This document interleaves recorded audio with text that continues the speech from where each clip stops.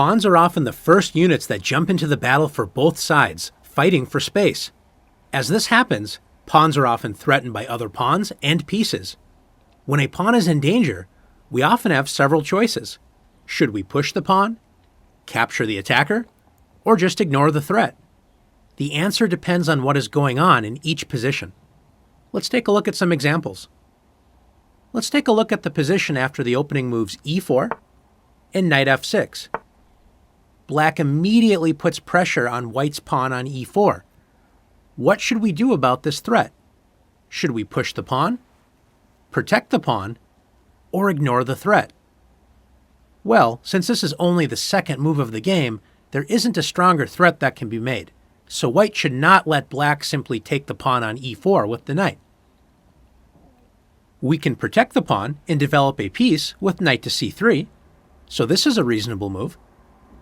It's also important to know that if we can defend and also attack, this is usually the best option.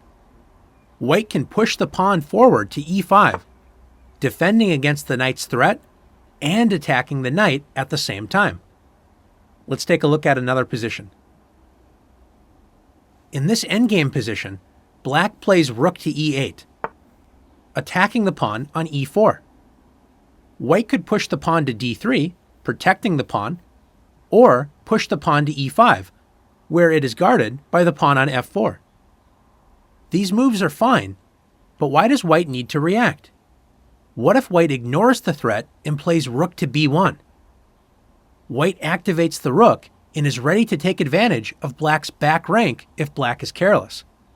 White realizes the e4 pawn cannot be captured because after rook takes e4, black's rook leaves the back rank wide open, and we have a classic back rank checkmate beginning with rook to b8 check. And after rook e8, rook takes e8 is checkmate. In this case, ignoring a threat because you have a greater threat against your opponent is an excellent strategy. Only react to your opponent's threat if you don't have a stronger threat available. Let's look at another position. In this position, black plays d5, attacking the unprotected pawn on c4. Should white's c4 pawn ignore, push, or capture? Let's look at each option. If white's pawn on c4 stays on that square, ignoring black's threat, black will simply win the pawn on c4 for free unless white brings the rook away from the center and plays rook to c1. Not a terrible choice, but there is a stronger move. If white pushes the pawn to c5, notice that black's bishop on f8 would simply capture the pawn. This leaves us with the option of capturing the d5 pawn. After c takes d5, c takes d5.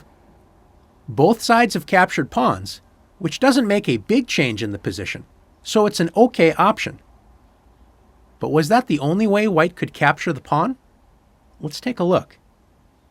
After d5, did you notice that black's d-pawn passed white's e-pawn on the 5th rank? This allows white a second capturing option. Don't forget en passant, after e takes d6 check, white uses the en passant rule to capture the d-pawn, opening up the e-file for white's rook, creating a discovered check against black's king. After king d7, white can hold on to the extra pawn by setting up a pawn chain with c5. Let's practice finding the best decision: push, capture, or ignore the threat in the following examples.